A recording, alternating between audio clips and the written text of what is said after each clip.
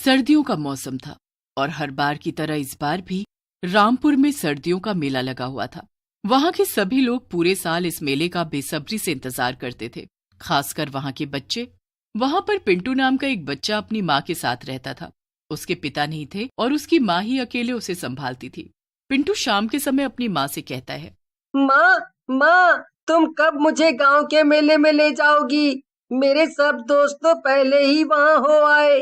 माँ पिंटू को समझाते हुए कहती है, पिंटू बेटा बस 2 दिन रुक जाओ। 2 दिन बाद रविवार है और उस दिन मेरे भी काम की छुट्टी होगी और तुम्हारे स्कूल की भी छुट्टी होगी। हम तभी चलेंगे, ठीक है? पिंटू अपना होमवर्क करने लगता है कि तभी उसके 2 दोस्त हरी और चिंकी उसे खेलने के लिए बुलाने आ जाते हैं। पिंटू अपनी माँ की तरफ देखता है। अच्छा ठीक है, पर अंधेरा होने से पहले घर वापस आ जाना और मेले की तरफ बिल्कुल मत जाना, वहां बहुत भीड़ होती है। ठीक है माँ, थैंक यू, बाय। पिंटू दौड़कर अपने दोस्तों के साथ घर से बाहर चला जाता है। पिंटू और उसके दोस्त साथ में मैदान में खेलने लगते हैं। तभी चिंकी उनसे कहती है, क्या तुम लोगों ने सुना उस बिजली का झटका देने वाले भूत के बारे में? क्या? बिजली का झटका देने वाला भूत? भला ये कौन सा भूत है?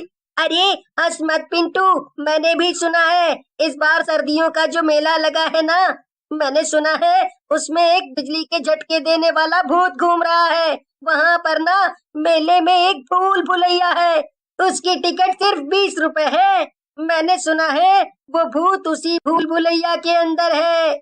हाँ हाँ, और जो कोई भी भूल भुलैया के अंदर गया और अगर 10 मिनट के अंदर बाहर नहीं आ पाया तो वो बिजली के झटके देने वाला भूत उसे पकड़कर बिजली के झटके देने लगता है, समझे? अरे तुम लोग भी ना, मेरी मम्मी कहती है कि भूत वूत कुछ नहीं होते और ये सब नकली कहानियां हैं। जरूर जिसने वो भूल भुलैया खोली है उसने जानबूझ के ऐसी कहानियां फैलाई होंगी ताकि लोग उन्हें सुने और जानबूझकर वहां जाएं और उन्हें पैसे मिले। तुम लोग भी ना उनके जाल में फंस गए। वैसे पिंकी, मुझे लग रहा है पिंटू सही कह रहा है। भला भूत भी कहीं सच में होते हैं? अच्छा, तो चलो हम खुद ही जाकर वहां देख लेते हैं। क्या? नहीं नहीं, पागल हो क्या तुम लोग? मम्मी ने मुझे वहां जाने से सख्त मना किया है।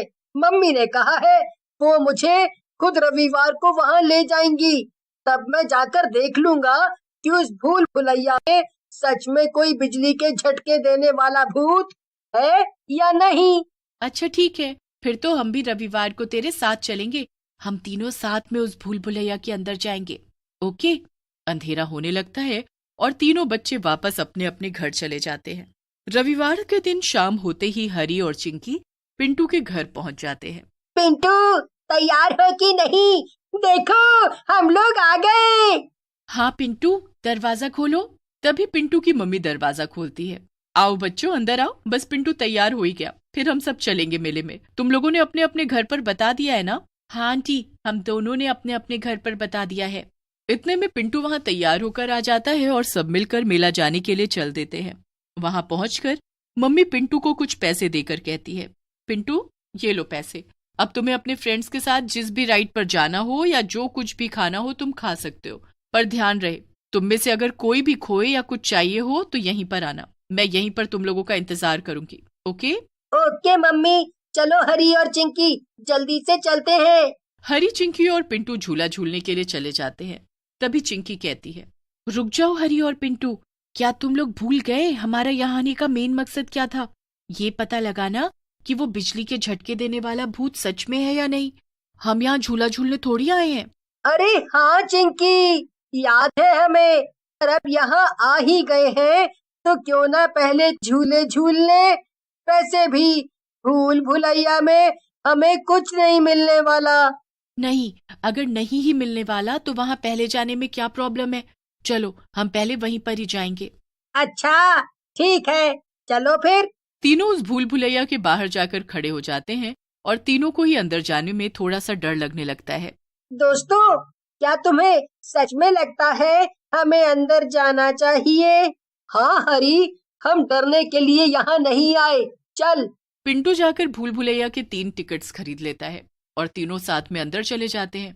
अंदर काफी अंधेरा था और सिर्फ एक रेड कलर की देखो, मैंने पता किया है। हम इन 3 रास्तों में से किसी से भी जाएं बाहर निकलने का रास्ता हमें तीनों से मिल जाएगा। तो क्यों ना हम तीनों अलग अलग होकर एक एक रास्ते से जाएं। और ध्यान रखना, हमें 10 मिनट से पहले यहाँ से निकलना होगा, और अगर खो जाओ तो वापस यहीं आ जाना। ओके? तीनों अलग अलग रास्ते पर चल देते हैं। अरे यहाँ तो इतने सारे रास्ते हैं, किस पर जाऊं? चलो इस पर चलता हूँ। वैसे भी ये ज्यादा बड़ा नहीं हो सकता। थोड़ी ही देर में पिंटू भूल भुलैया से बाहर निकल जाता है। उसके बाहर निकलते ही वो देखता है कि हरी भी बाहर निकल चुका है। वो दोनों अब चिंकी के बाहर आने का इंतजार करने लगते हैं। उधर चिंकी भूल भुलैया के अंदर फंस गई थी और उसे सही रास्ता नहीं मिल रहा था। अरे ये क्या हो रहा है? यहाँ तो सब रास्ते एक जैसे हैं। अब मैं बाहर कैसे निकलूं? यहाँ तो इतना अंधेरा भी है। मुझे बहुत डर लग रहा है। कहीं वो बिजली के झटके देने वाला भूत सच में आ गया तो? हे भगवान! इतना कहकर पिंकी फिर से एक दरवाजा खोलती है और अंदर चली जाती है। अरे इसके आगे तो कोई दरवाजा है ही नहीं। एक काम करती हूँ, जहां से मैं आई थी उसी तरफ जाने की कोशिश करती हूँ। पर जैसे ही चिंकी वापस जाने के लिए पीछे मुड़ती है, वो देखती है सामने कोई आदमी नहीं था बल्कि एक भूत था। आ! बचाओ! बचाओ! ये तो वही बिजली के झटके देने वाला भूत है। ये तो सच का भूत है। तो तुझे क्या लगा कि मैं इंसान हूँ और तुझे यहाँ बचाने आया हूँ? उधर पिंटू और हरी परेशान थे। हरी, अब तो 20 मिनट हो चुके हैं पूरे। जरूर चिंकी को सही रास्ता नहीं मिल रहा है। हम लोगों को ही कुछ करना पड़ेगा। करना क्या है? फिर चल अंदर चलकर उसे ढूंढते हैं। नहीं, मुझे तो डर लग रहा है। कहीं अंदर कोई भूत तो नहीं? तू एक काम कर, जाकर मेरी मम्मी को यहाँ बुला कर ला और उन्हें सब बात बता देना, और मैं अंदर जाकर चिंकी को ढूंढने की कोशिश करता हूँ। ठीक है पिंटू। हरी दौड़कर पिंटू की मम्मी को ढूंढने चला जाता है और पिंटू फिर से भूल भुलैया के अंदर चला जाता है।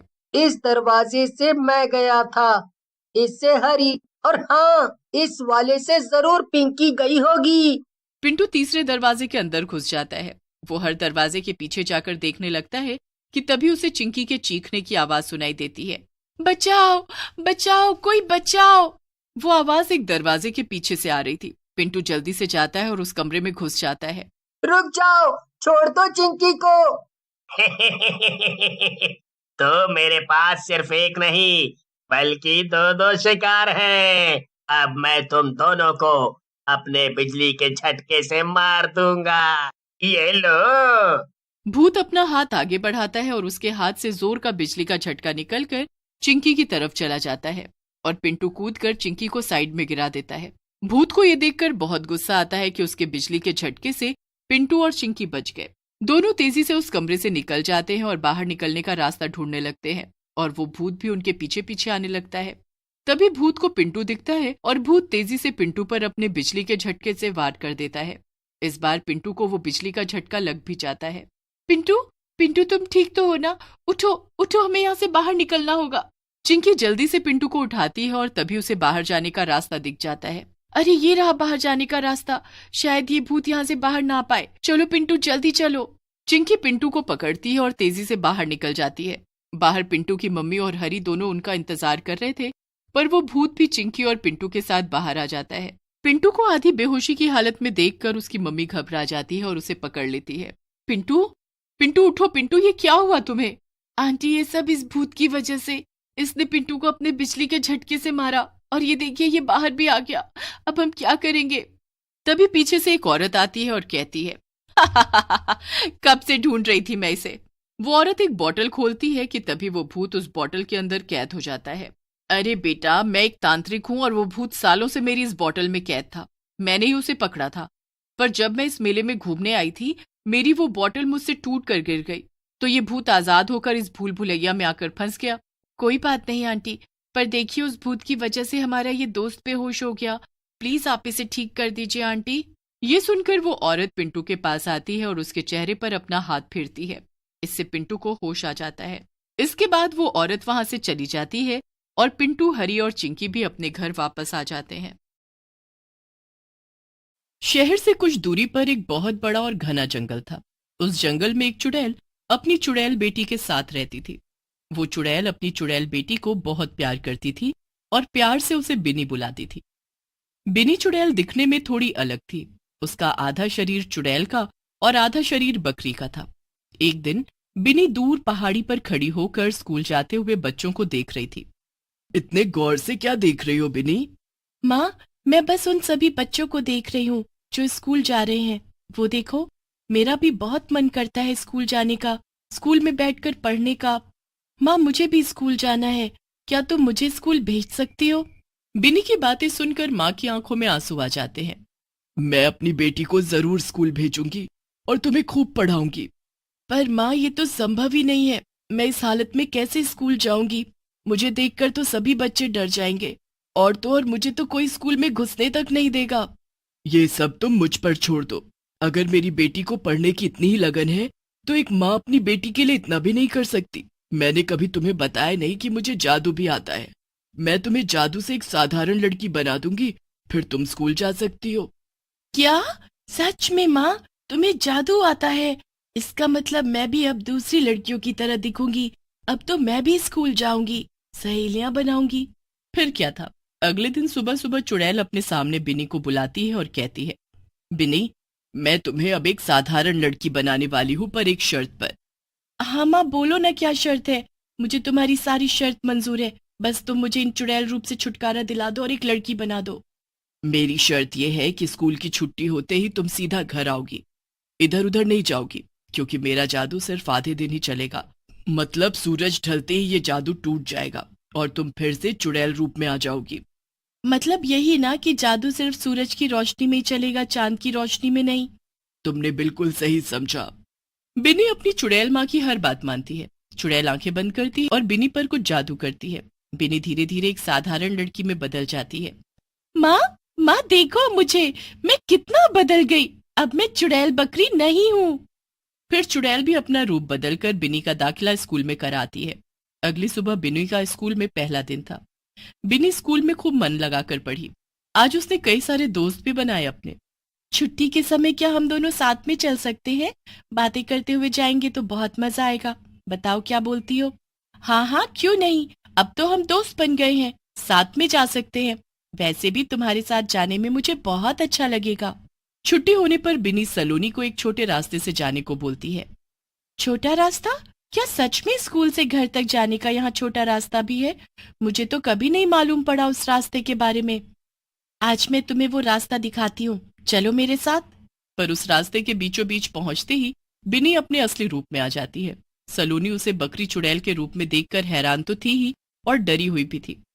तुम बिनी से बकरी? नहीं नहीं, चुड़ैल कैसे बन गई? क्या है ये सब? कौन हो तुम? तुमने सही पहचाना, मैं बिनी हूँ, तुम्हारी सहेली, पर मैं एक चुड़ैल भी हूँ। कई दिनों से इंसान का मांस खाने का बहुत मन था, इसीलिए मैंने स्कूल में दाखिला लिया, स्कूल के बच्चों को खाने के लिए। और मैं धीरे धीरे सभी बच्चों को खा जाऊंगी, किसी को कुछ पता नहीं चलेगा। ये तुमने सही नहीं किया। मैं अभी जाकर सबको बताती हूँ तुम्हारे बारे में। जिंदा रहोगी तो बताओगी ना मेरे बारे में? चुड़ैल सलोनी को भागने नहीं देती। उसे मारकर वो बकरी चुड़ैल उसे पूरा खा जाती है।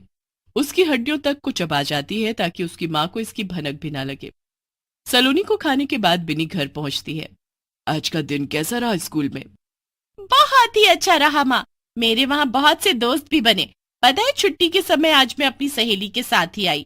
माँ, स्कूल तो बहुत ही अच्छा है। अच्छा ठीक है, पर ध्यान देना मेरी कही हुई बात का कि सूरज ढलने से पहले तुम्हें घर पहुंचना है। हाँ माँ, मुझे सब। अगले दिन बिनी फिर से स्कूल जाती है। हमने पढ़ाई तो बहुत कर ली, इसलिए मैंने ये सोचा है कि पढ़ाई के अलावा कुछ अलग किया जाए। इसलिए कल हम सब पिकनिक जाएंगे और सभी बच्चों को पिकनिक जाना है। हम सब खूब मस्ती करेंगे वहां। पिकनिक का नाम सुनकर सभी बच्चे खुशी के मारे उछलने लगते हैं। इसलिए बिनी भी स्कूल के बाद सीधा घर पहुंचती है और माँ से पिकनिक पर जाने की बात कहती है। पिकनिक? नहीं, मैं तुम्हें इसकी इजाजत कतई नहीं दूंगी। क्या तुम भूल गई कि हम कौन हैं?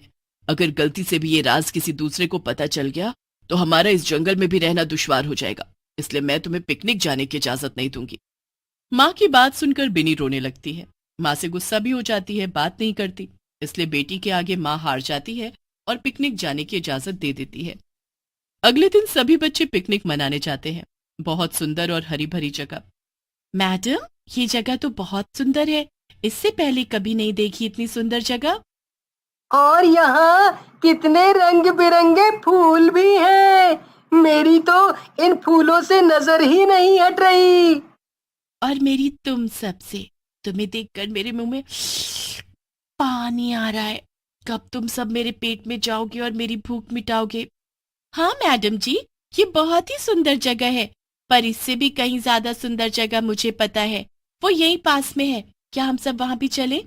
अच्छा, इससे भी सुंदर जगह भला कोई हो सकती है? ठीक है, फिर हम सब वहां चलते हैं। बिनी सभी को झूठ बोलकर जंगल की तरफ ले आती है। बस थोड़ा सा और चलना होगा, आगे थोड़ी दूर पर ही है वो जगह।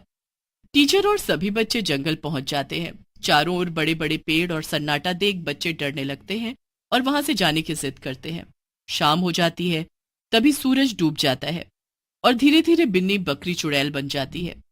तुम बिन्नी तो नहीं हो, तुम तो कोई चुड़ैल हो। बच्चों, सभी भागो जल्दी, ये चुड़ैल हम सबको खा जाएगी। अब तुम सब मेरे घर में हो, ये मेरा इलाका है। तुम सबको मैं यहाँ जानबूझकर लाई। तुम सब मेरी चाल में बहुत आसानी से फंस गए, जैसे बाकी बच्चे आ गए थे मेरी चाल में। इसका मतलब जो बच्चे गायब हुए स्कूल से, उन्हें तुमने मारा? हाँ, मैंने खाया। मेरी माँ ने जब से मुझे इस बकरी के धड़ के साथ जोड़ा है, तब से मैं बहुत भूखी रहती हूँ। मेरा पेट कभी भरता ही नहीं। क्या करूं अब मैं? अब तो तुम्हारे भोजन बनने से कोई नहीं रोक सकता, इसलिए चुपचाप तुम सब मेरे मुंह में आ जाओ, मेरा भोजन बनने के लिए।